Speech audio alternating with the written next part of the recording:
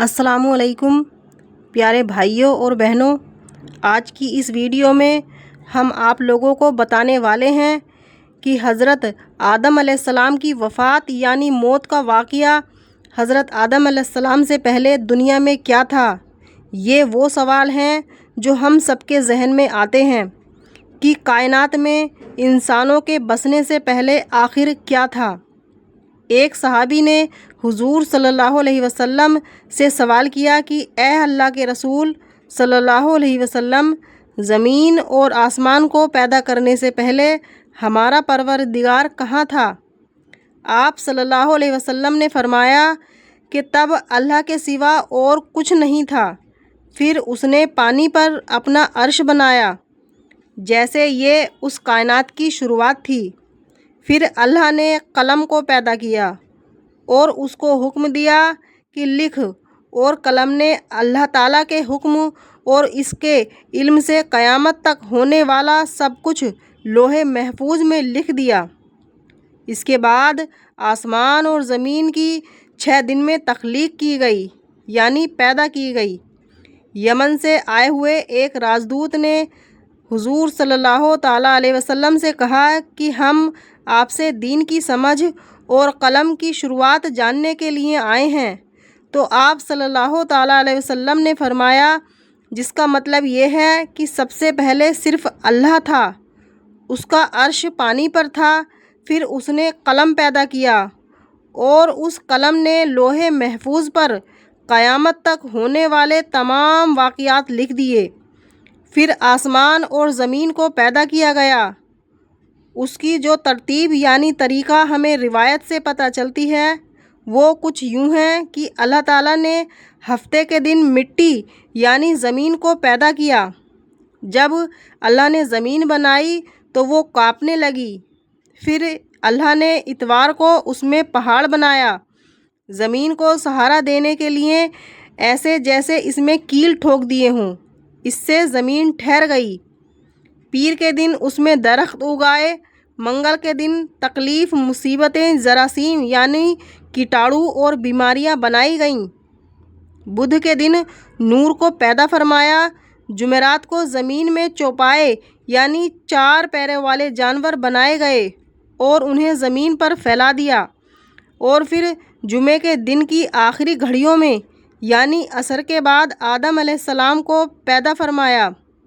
جیسے اللہ تبارک و تعالیٰ نے انسان کی پیدائش سے پہلے اس کی ساری سہولتوں کے لیے زمین اور اس پر ضروریات کی تمام چیزیں پیدا فرما دی تھیں، یعنی مخلوق کی شروعات میں آخری نمبر پر انسان کو پیدا کیا گیا، اور نسل انسانی میں سب سے پہلی تخلیق حضرت آدم علیہ السلام کی تھی۔ وہ تمام انسانوں کے باپ ہیں۔ انسانوں کی پیدائش سے پہلے فرشتوں اور جنوں کی تخلیق بھی ہو چکی تھی۔ فرشتے اللہ تعالیٰ کی وہ مخلوق ہیں جن کا اصل ٹھکانہ آسمان ہے، اور وہ زمین والوں کے لیے استغفار کرتے رہتے ہیں۔ فرشتوں کو نور سے پیدا کیا گیا، جبکہ جنوں کی پیدائش آگ سے کی گئی اور انسانوں کی تخلیق مٹی سے ہوئی۔ ابلیس جو کہ شیطان تھا وہ بھی فرشتوں میں سے نہیں تھا بلکہ جنوں میں سے تھا، اور اس کی تخلیق بھی آگ سے کی گئی۔ کچھ روایت سے پتہ چلتا ہے کہ آدم علیہ السلام نے 2000 سال پہلے جنات پیدا کیے گئے، اور جب وہ فتنہ فساد میں حد سے آگے بڑھ گئے تو اللہ تعالیٰ نے ان کی طرف فرشتوں کا ایک لشکر بھیجا۔ ان میں خوب لڑائی جھگڑے ہوئے اور ان میں فرشتوں نے جنوں کو تہس نہس کر دیا، اور وہ سمندروں کے جزیروں میں پناہ لینے پر مجبور ہو گئے، اور آج تک ان کے رہنے کی جگہ یہی جزیرے ہیں۔ ابلیس یعنی شیطان جو کہ جنات کے سردار ہیں، اس کا ایک تخت ہے اور وہ تخت پانی پر ہے۔ ابلیس کا اصل نام آزاد ذیل تھا، اور اس کی نافرمانی کے بعد اسے ابلیس کا نام دیا گیا۔ ابلیس کا وہ تخت حقیقت میں کس جگہ پر ہے یہ ہم نہیں جانتے۔ خیر، جب اللہ تعالیٰ نے زمین کو انسانوں کے ذریعے سے آباد کرنا چاہا تو انسان کی تخلیق فرمائی، کیونکہ جنہوں میں انسانوں جتنی عقل اور سمجھ نہیں تھی۔ کہا جاتا ہے کہ جنوں میں سب سے زیادہ علم رکھنے والا جن انسانوں میں سے ایک 10 سال کے بچے کے برابر عقل رکھتا ہے۔ اللہ نے انسان کی تخلیق کر کے اس میں روح پھونکی۔ پھر اللہ نے فرشتوں سے فرمایا کہ میں زمین پر اپنا نائب بنانے والا ہوں۔ فرشتوں نے اللہ سے پوچھا کہ ایسی مخلوق کو کیوں پیدا کرتا ہے جو زمین پر فساد کرے اور خون بہائے؟ اور ہم ہر وقت تیری تعریف اور پاکیزگی بیان کرتے ہیں۔ جس پر اللہ تعالیٰ نے فرمایا کہ جو کچھ میں جانتا ہوں وہ تم نہیں جانتے۔ فرشتوں کے اس سوال کے 2 مقصد تھے۔ پہلا یہ کہ کیا یہ بھی جنوں کی طرح زمین پر فساد کریں گے، اور دوسرا یہ کہ ہم سے تیری عبادت میں کوئی کوتاہی ہوئی ہے۔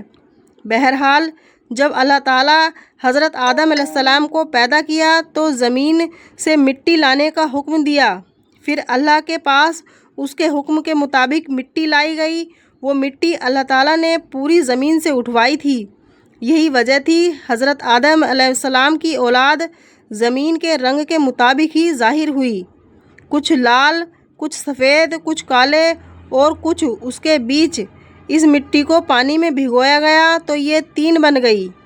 قرآن مجید میں کچھ جگہوں پر انسان کی تخلیق کے لیے تراب کا لفظ آیا ہے، یعنی کہ سوکھی مٹی، اور کچھ بار طین کا لفظ آیا ہے جو کہ بھیگی ہوئی یا تر مٹی کو کہتے ہیں۔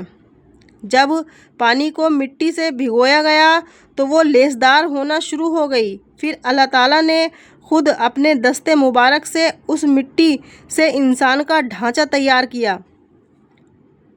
اللہ تعالیٰ نے فرمایا کہ انسان کی تخلیق فرشتوں کے سپرد نہیں کی، بلکہ انسان کو خود ایک مورتی کی صورت میں ڈھالا۔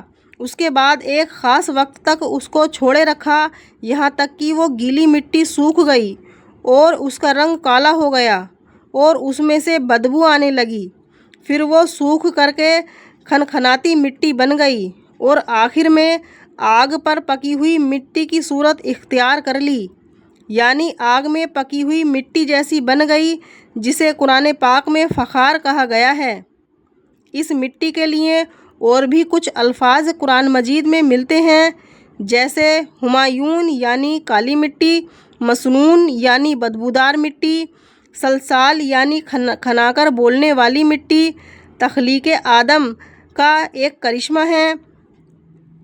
انسانوں کو ایک بہترین شکل عطا کی گئی۔ اس وقت انسان کا قد بہت لمبا تھا اور ان کے بعد آنے والے لوگوں کے قد گھٹتے چلے گئے۔ انسانوں میں سب سے زیادہ لمبا قد حضرت آدم علیہ السلام کا تھا۔ ایک روایت میں حضرت آدم علیہ السلام کا قد 60 ہاتھ بیان کیا گیا ہے۔ بہرحال جب اللہ تعالیٰ نے انسان کا ڈھانچہ بنا کر اسے سوکھنے کے لیے ایک خاص وقت تک چھوڑے رکھا تو ابلیس یعنی شیطان اس کے ارد گرد چکر کاٹنے لگا۔ وہ اس ڈھانچے کو بجا کر دیکھتے تو اس میں سے ایسی آواز آتی جیسے خالی مٹی کے مٹکے سے آتی ہے، اور اس نے دیکھا کہ یہ ڈھانچہ پیٹ والا ہے تو وہ سمجھ گیا کہ یہ مخلوق اپنے آپ پر قابو نہیں رکھ پائے گی۔ آدم علیہ السلام میں روح ڈالنے سے پہلے فرشتوں کا گزر اس ڈھانچے کے پاس سے ہوا تو وہ گھبرا گئے، اور ابلیس بھی ڈھانچے کے آس پاس سے گزرتا تو ٹھوکر مار کر کہتا کہ تجھے کسی خاص مقصد کے لیے پیدا کیا گیا ہے۔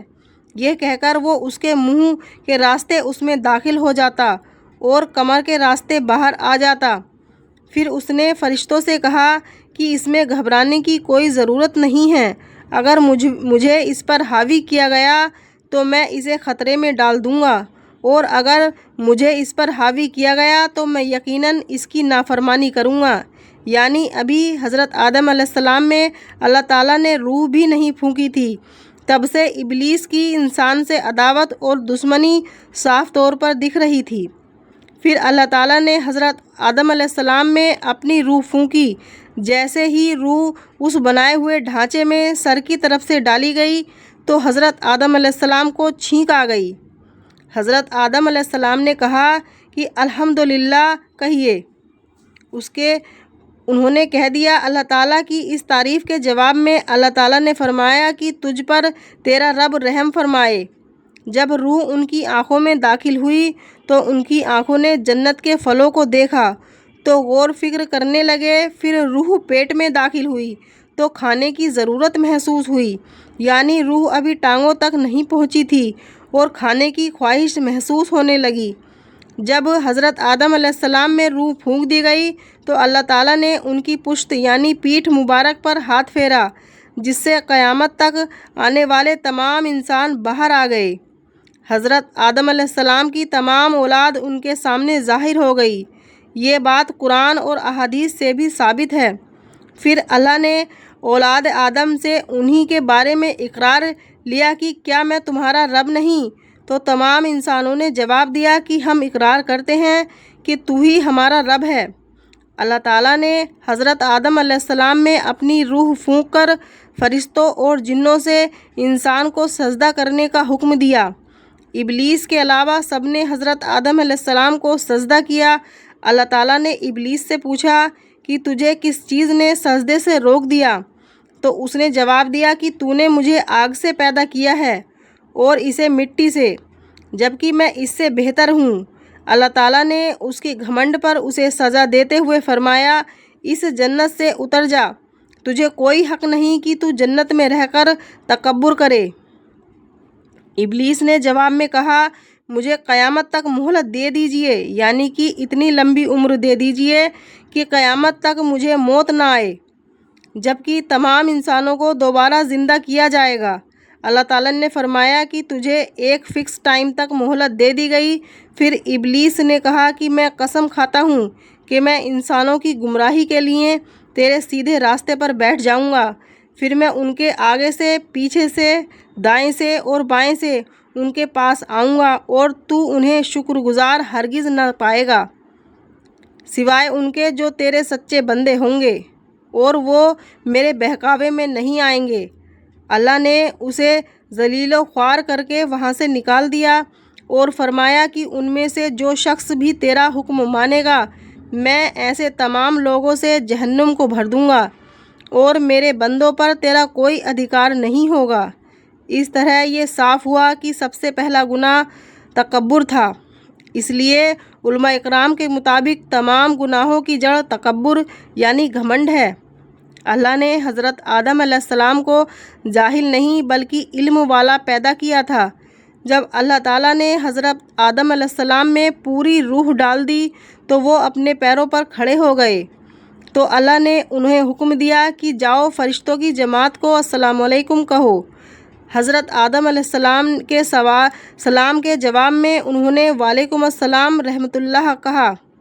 اللہ تعالیٰ نے فرمایا کہ یہ تیرا اور تیری اولاد کا آپس میں ایک دوسرے کو تحفہ اور ہدیہ ہے۔ اللہ تعالیٰ نے حضرت آدم علیہ السلام کو شروع ہی میں سبھی نام سکھا دیے۔ وہ اللہ تعالیٰ کے حکم سے آسمان اور زمین کی ہر چیز کا نام اور ان کا استعمال جانتے تھے۔ اللہ تعالیٰ نے ان تمام چیزوں کا نام جب فرشتوں سے پوچھا، وہ ان چیزوں کے نام نہیں جانتے تھے۔ پھر حضرت آدم علیہ السلام نے ان تمام چیزوں کے نام بتائے۔ تب اللہ تعالیٰ نے فرشتوں سے فرمایا کہ کیا میں نے تمہیں نہیں کہا تھا کہ میں وہ جانتا ہوں جو تم نہیں جانتے؟ پھر ایک روز جب حضرت آدم علیہ السلام سو رہے تھے، اللہ تعالیٰ نے ان کی بائیں پسلی سے حضرت حوا علیہ السلام کو پیدا فرمایا اور انہیں حضرت آدم علیہ السلام کا ہمسفر بنا کر جب حضرت آدم علیہ السلام بیدار ہوئے تو انہوں نے حضرت حوا علیہ السلام کو پاس بیٹھے دیکھا۔ انہوں نے پوچھا کہ تم کون ہو؟ انہوں نے جواب دیا، میں عورت ہوں۔ حضرت حوا علیہ السلام قیامت تک آنے والی تمام عورتوں میں سب سے زیادہ خوبصورت تھیں۔ حضرت آدم اور حضرت حوا علیہ السلام دونوں جنت میں رہتے تھے۔ انہیں نور کا لباس پہنایا گیا۔ جب ابلیس نے انہیں گمراہ کرنا شروع کر دیا اور اللہ تعالیٰ نے جس درخت کے پاس جانے سے منع کیا تھا، شیطان نے انہیں وہی کھانے پر مجبور کر دیا اور اس پر جھوٹی قسمیں بھی کھائیں۔ انہوں نے اس درخت سے کھا لیا اور اللہ تعالیٰ کے نافرمانی کے ذمہ دار بھی ہوئے۔ اللہ تعالیٰ نے ان سے نور کا وہ لباس لے لیا اور وہ بہرہانہ ہو گئے۔ وہ اس درخت کے پتوں سے اپنے آپ کو ڈھانپنے لگے، لیکن اس گناہ کے بعد غرور اور تکبر کی جگہ وہ اللہ تعالیٰ سے معافی مانگنے لگے اور اس کی مغفرت کے طلبگار ہوئے۔ اس سے یہ بتایا گیا کہ خطا انسان کی فطرت کا حصہ ہے، کیونکہ وہ فرشتوں کی طرح معصوم نہیں ہیں۔ پھر اللہ تعالیٰ نے انہیں جنت سے نکل جانے کا حکم دیا اور فرمایا کہ تمام زمین پر رہو اور تم ایک دوسرے کے دشمن ہوگے۔ پھر وہ دونوں زمین پر اترے اور انہی کے ساتھ ابلیس بھی زمین پر اترا۔ حضرت آدم علیہ السلام اور حضرت حوا علیہ السلام نے اپنے رب سے معافی کے کلمات سیکھے۔ ایک روایت کے مطابق حضرت آدم علیہ السلام کو ہند میں جبکہ حضرت حوا علیہ السلام کو جدہ میں اتارا گیا۔ پھر وہ ایک دوسرے کو ڈھونڈنے لگے اور آخرکار میدان عرفات میں ان کی ملاقات ہوئی۔ حضرت حوا علیہ السلام نے 20 ولادتوں میں 40 بچوں کو جنم دیا۔ ہر ولادت میں ایک لڑکا اور ایک لڑکی پیدا ہوتی تھی۔ سب سے پہلے جوڑا قابل اور ان کی بہن قمین کا تھا۔ اس طرح زمین پر نسل انسانی کی بڑھوتری شروع ہو گئی۔ حضرت عبداللہ بن عباس رضی اللہ تعالیٰ عنہ نے ارشاد فرمایا، بے شک اللہ پاک نے حضرت آدم کو جمعے کے دن عصر کے بعد پیدا فرمایا اور آپ کو ظاہری زمین کی ایک مٹھی مٹی سے پیدا فرمایا، اس لیے آپ کو آدم کہتے ہیں اور آپ کی اولاد کو آدمی یعنی آدم والا کہتے ہیں۔ حضرت آدم علیہ السلام کا مبارک خمیر جس مٹی سے تیار ہوا، اس سے بچ جانے والی مٹی شریف سے کھجور کا درخت یعنی پیڑ بنایا گیا، جیسا کہ حضرت مولا علی رضی اللہ تعالیٰ عنہ بیان کرتے ہیں کہ حضور صلی اللہ علیہ وسلم نے ارشاد فرمایا، کھجور کا احترام کرو کیونکہ یہ تمہارے والد حضرت آدم علیہ السلام کی بچی ہوئی مٹی سے پیدا کی گئی ہے۔